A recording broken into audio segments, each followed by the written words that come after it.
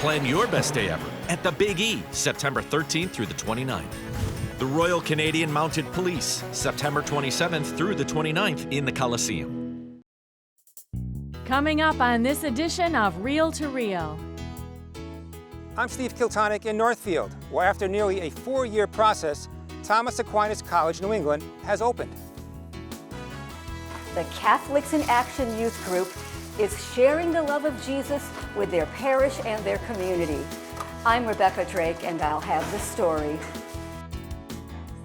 And a new academic year kicks off in Catholic schools and colleges in the Diocese of Springfield. These stories and more are just ahead on this edition of Reel to Reel from Thomas Aquinas College in Northfield. Hello and welcome to Reel today from the campus of Thomas Aquinas College in Northfield. We are celebrating so much today, a new season of Reel to Reel, our 35th year, as well as the beginning of the school year for all ages, from our little preschoolers to college students. We will hear more about the opening here of Thomas Aquinas from Steve Kiltonick in just a bit. But first, the Pathways Report on Catholic Education provides new hope, guidance, and mission as the Diocese of Springfield opens the 2019-2020 Catholic school year. Shedding new light on the mission to provide a Catholic education for children, some of the recommendations are already being implemented. Kathy Harrington takes a look now at the changes within the Catholic schools this year. St. Mary's High School will become a diocesan school. Big news for Catholic education in Western Massachusetts as St. Mary High School becomes a diocesan school, drawing its student body from Westfield, Southampton, East Hampton, Southwick, Granville, Russell, Chicopee, and other towns shows St. Mary serves more than its parishioners of high school age. The new designation follows recommendations made in the Pathways Report. Our governance models for our schools should really fit what the school is. So here at St. Mary's, it really, as we reflected upon it, made infinite sense to have a diocesan school for the high school. So the elementary school will be governed as a parish model school.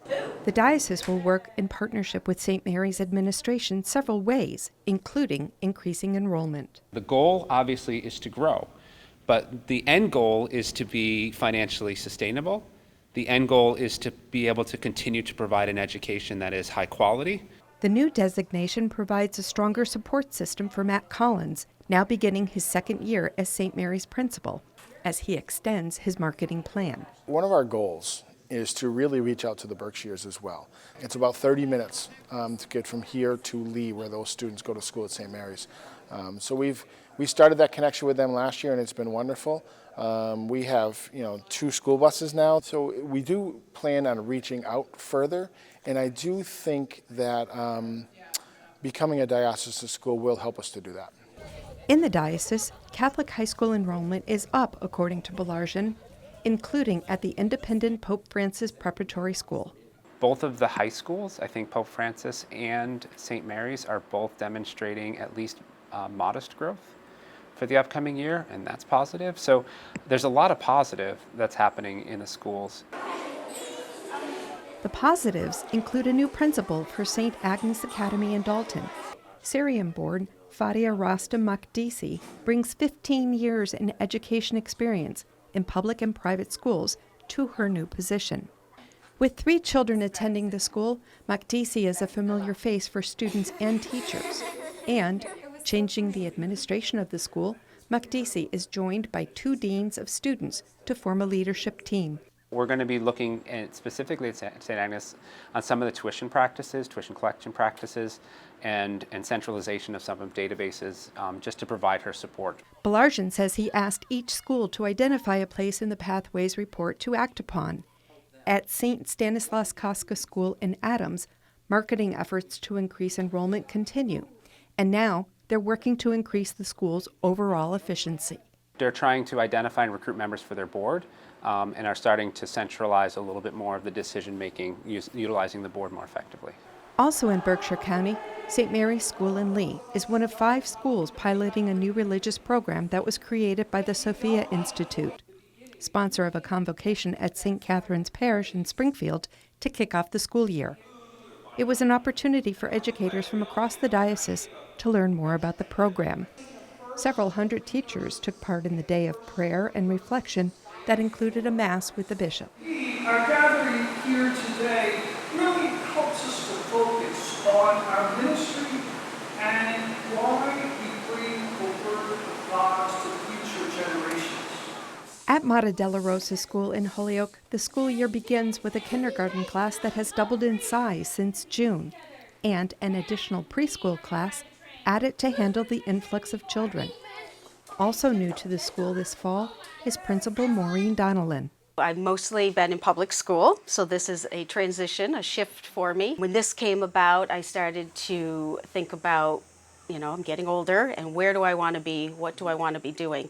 And it just was like a calling. It was almost like God was saying, this is going to be a good opportunity for you. Donnellan says she's looking for ways for Mater Della Rosa to stand out as a small Catholic school. At St. Thomas the Apostle School in West Springfield, there's a change in leadership on the parish level. New pastor, Father Jack Schaefer. He believes in Catholic education and wants to be there, so I think he's already has some space even in the school so he can be present to the students as much as possible, which is really nice. And at St. Joan of Arc School in Chicopee, students will see Father Bill Terigny more often in the school, as was recommended in the Pathways report. Beginning the school year with enrollment increases, St. Stanislaus in Chicopee, St. Mary Academy in Longmeadow, Blessed Sacrament School in Holyoke, and St. Mary Elementary in Westfield. St. Michael's asked me to do some faith development for them, so I'm going to be providing faith development for the teachers 6 months out of the year during their faculty meetings. Ludlow St. John the Baptist School continues its Chromebooks program, advancing technology in their classrooms. So I'm going to try better this year to be more involved in social media and get, share stories of what's happening in the schools. And that includes news that Joshua Agnew, an educator from New Jersey, is on board as the new Assistant Superintendent of Schools. For Reel to Reel, I'm Kathy Harrington. And efforts continue to build staffing in the Diocesan Schools Central Office to provide more resources for the Catholic schools across Western Massachusetts. So here's a trivia question for you. Who was president when the first Catholic college opened in the Diocese of Springfield? Think back to 1928. It was Herbert Hoover. He had just been elected when Our Lady of the Elms College in Chicopee celebrated its first classes for women. And 91 years later, the diocese officially welcomed its second Catholic school of higher education when Thomas Aquinas College, New England, held its convocation here in Northfield. Steve Kiltonic has been covering the Aquinas beat for the last 3 years now and reports on the big opening day. On the morning of August 24th, Thomas Aquinas College, New England, held its inaugural convocation exercises with a Mass of the Holy Spirit at the renamed Our Mother of Perpetual Help Chapel. Springfield Bishop Mitchell Rosansky concelebrated the Mass with Father Greg Markey, the college chaplain, along with priests and deacons from the diocese. Students, faculty, governors, administration, alumni, and family members gathered to witness history as Thomas Aquinas College, New England became only the second Catholic institution of higher education to open in the diocese and the first in nearly a century. In his homily, Bishop Rosansky referenced Dwight Moody, who in 1879 founded the Northfield Seminary for Young Ladies, hoping to instill a Christian education in young women whose families couldn't afford a private education. From humble beginnings, Moody became a world-renowned evangelist. Today, Thomas Aquinas College opens a new chapter to this Northfield property, bringing our Catholic faith to this place in a truly unique and faith-filled way. This campus will serve as a place to enlighten the minds and hearts of young Catholics so that they too, from here, may go out to witness to the power of Jesus at work through them. During the Mass, Bishop Rosansky blessed the century-old chapel building, which won't be formally dedicated until the installation of confessionals and a permanent altar is completed. Providing the music was the Thomas Aquinas College Choir, directed by alumni Stephen Grimm and his wife Laura.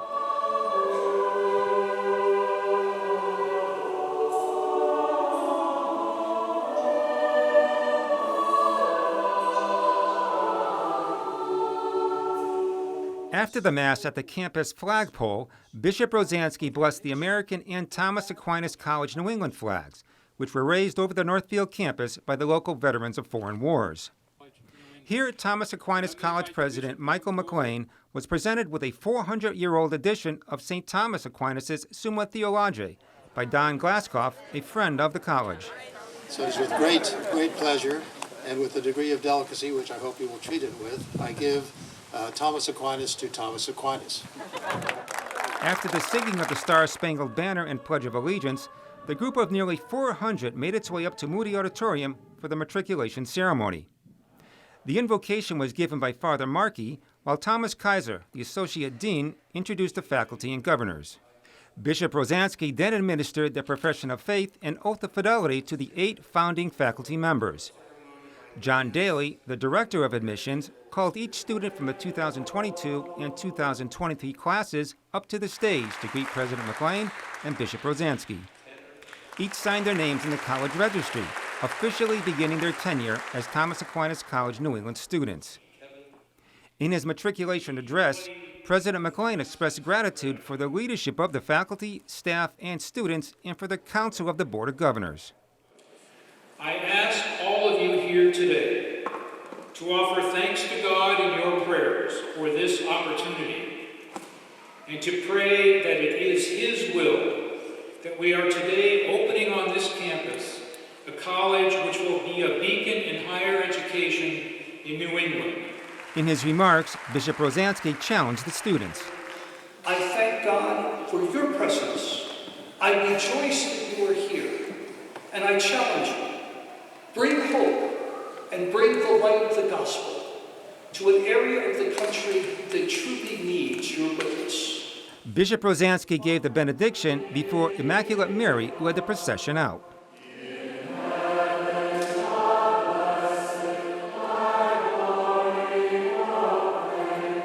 After the convocation, all were invited to lunch on the campus grounds next to the chapel. The student body here in Northfield consists of 58 sophomores and freshmen. That number is expected to rise to about 400 over the course of the next 5 to 10 years. The students I spoke to were very excited about being part of a pioneering venture. The students are a diverse group, hailing from some 20 states and 5 countries, including Brazil, Canada, Puerto Rico, and Ireland. Freshman Nim McCann from Shirley, Mass. Has a sister who attends the Santa Paula School.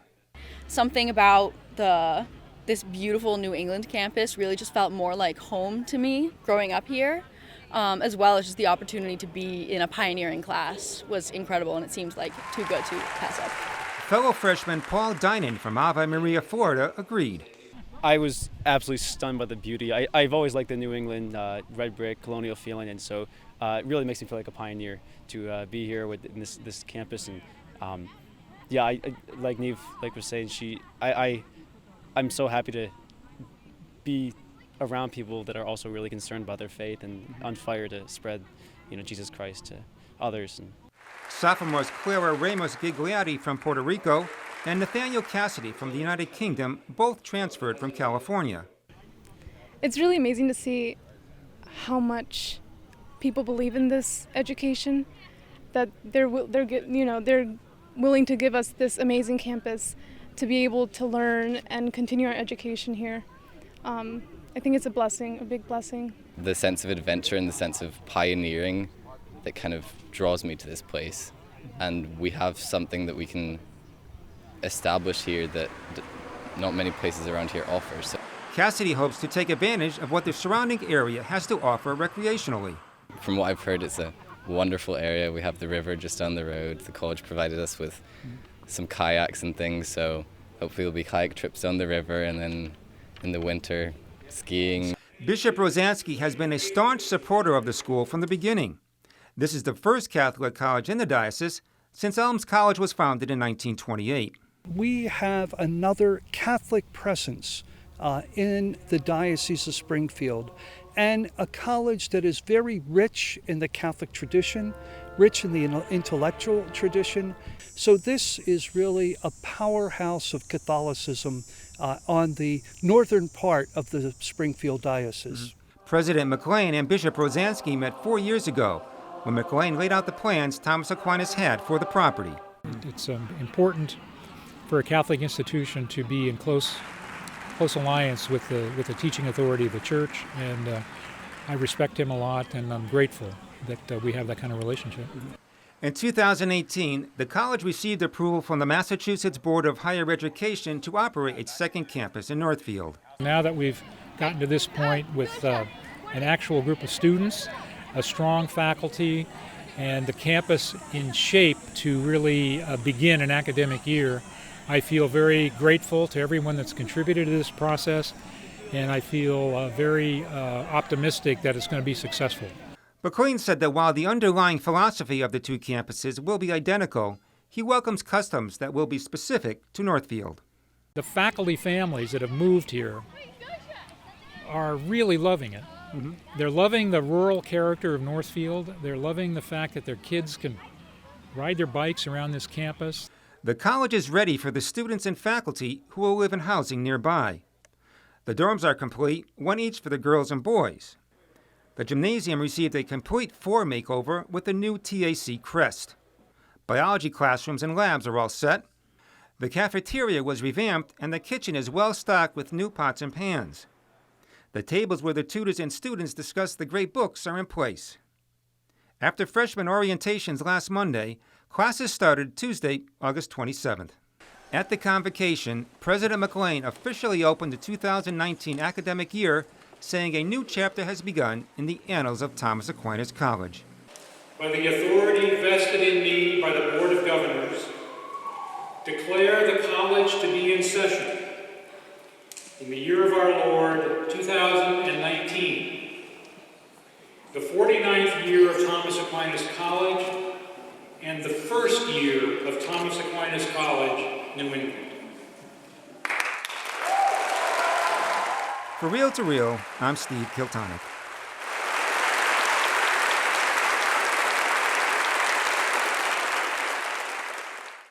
We certainly wish all the faculty and students the best of luck here in their new Western Massachusetts home. And still to come on Real to Real, a local parish's efforts to involve young people in the life of the church. This story and more is still to come on Real to Real.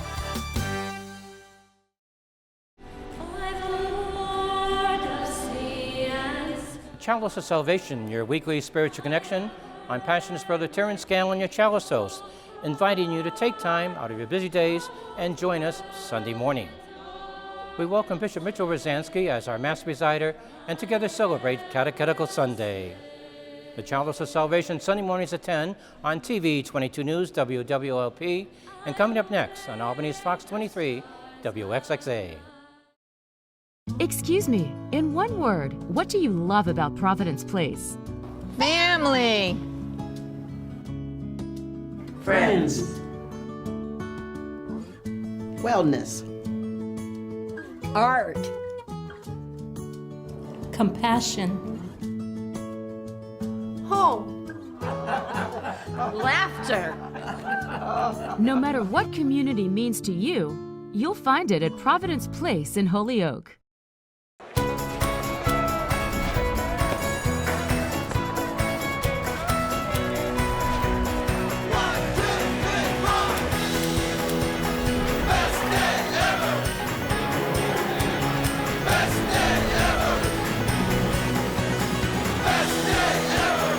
Plan your best day ever at the Big E, September 13th through the 29th. The Royal Canadian Mounted Police, September 27th through the 29th in the Coliseum. Travel with Catholic Communications in August 2020 for the pilgrimage of the decade as we experience the Oberammergau Passion Play. Join Springfield Bishop Mitchell Rosansky and Father Gary Daly for the spiritual journey to Germany and the village of Oberammergau. Since 1634, this famous play has been performed every 10 years in this quaint alpine village. Our 10-day pilgrimage will begin in Brussels, Belgium, and continue through Cologne, Heidelberg, Oberammergau, and Munich, Germany. With daily breakfast and dinners included, pilgrims will enjoy daily Mass in many of Germany's brilliant cathedrals and churches, a cruise on the Rhine River, a tour of Cologne's cathedral treasury containing the staff of St. Peter, and a visit to Munich's famous Glockenspiel.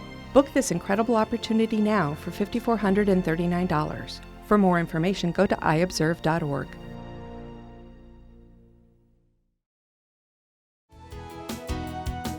You are watching Reel to Reel, your window on the world around you. Here again is your Reel to Reel host, Sharon Rulier.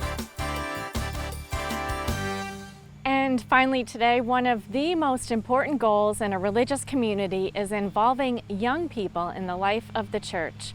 In one local Catholic parish, 3 middle school students have initiated a youth group that's brought new life to their parish and community.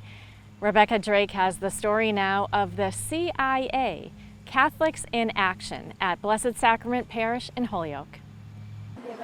They pray together. Forgive us our trespasses, as we forgive those who trespass against us. They play together.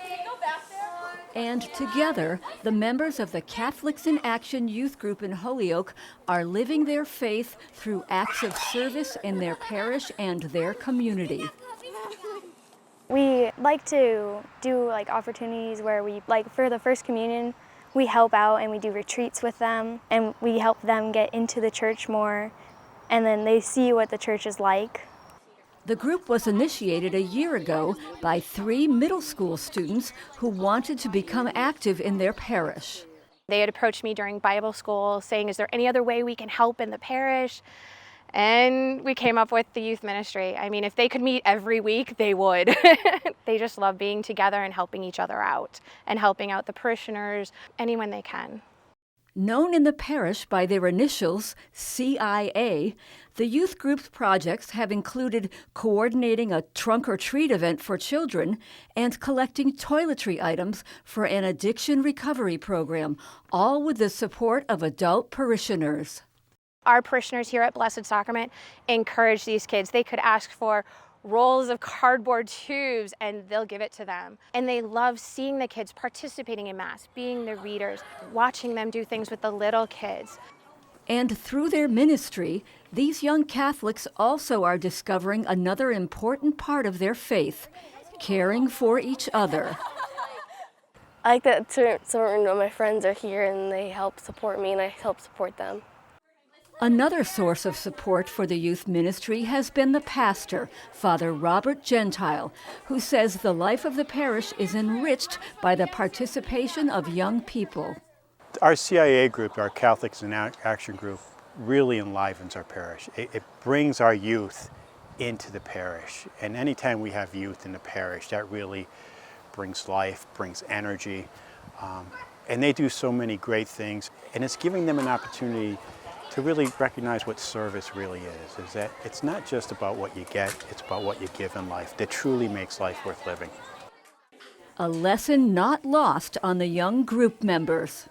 I've enjoyed being able to be around people who are very happy and very enthusiastic with what they've been doing. The fact that we're all part of the same religion, all love just helping other people is just so fantastic. In addition to the support from each other and from older parishioners, these young Catholics know there is someone else who will always be there for them. Bless us, O Lord, and these thy gifts which we are about to receive from thy bounty through Christ our Lord. Amen. All the faith, it's about us being people, and we believe in Jesus and that he's our Messiah, and that he's our Holy One. According to the Diocesan Director of Youth and Young Adult Ministry, bringing young people into relationship with Jesus Christ, along with involving them in the life of the parish, brings spiritual blessings to the entire parish. It really shows the community that the young people are not just, hidden away and not to be heard from, but really they are the life of the parish. They are the church today. They're not the church tomorrow. They are part of our church today, and we need to see the young people alive and active and involved. And getting youth involved with a parish, as Blessed Sacrament members have discovered, is as simple as listening to them and welcoming them. It's great to hear that young people have come forward and say, we want this for ourselves, we want this for our parish community, and the parish has welcomed them with open arms and given them a place and a voice within the community. You know, we want that for more and more parishes. The Blessed Sacrament parishioners also have received another gift from their youth group, hope. The parishioners can't stop talking about them and how lucky they feel we have this in our parish, and it gives them hope for the future, that we have young people that are going to be involved in the church and that the church will always be there. You are good. The success of the youth ministry, according to Father Gentile, ultimately is due to the efforts of the entire parish. It takes a community of believers to instill faith in kids, and I think that's what we see here at Blessed Sacrament. It's not just myself or our director of religious ed, but it's a whole community that really comes together, that supports it and gives it life and breath. So it's really an incredible experience.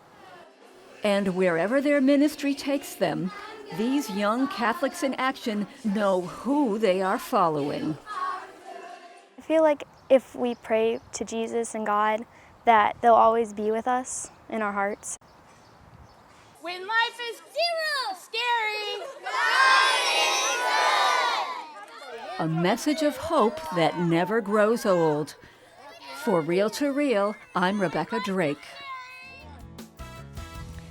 Congratulations to all at Blessed Sacrament Parish for the success of Catholics in Action. For more information and resources for youth ministry, you can head over to iobserve.org.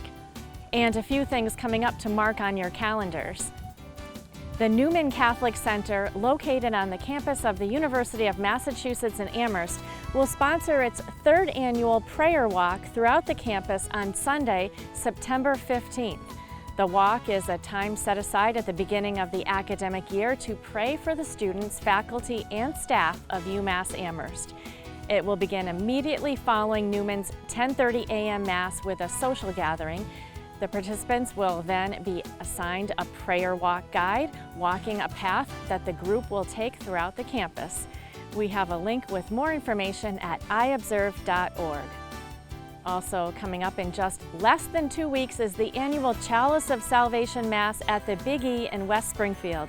We will again be broadcasting Chalice live at 10 a.m. on WWLP from the fairgrounds on Sunday, September 15th with Bishop Mitchell Rosansky. And we'd really like a nice turnout. If you're planning a visit to the Big E next Sunday, why not come early by 9:45 a.m. to attend our televised Mass? That's Sunday, September 15th at the Court of Honor stage, right in front of the Coliseum on the grounds of the Big E. And finally this week, we will mark 9/11 with the annual Memorial Mass honoring those who died in the terrorist attacks of September 11th, 2001 at 7 p.m. on Wednesday, September 11th at St. Anne Church, located at 30 College Street in Chicopee. Remember, for more updates anytime, you can find information and news on the Catholic Church both here in the Diocese of Springfield and around the world on our news and information site, iobserve.org. We also are on Facebook, and we update that daily while our reporters work on stories for Real to Real.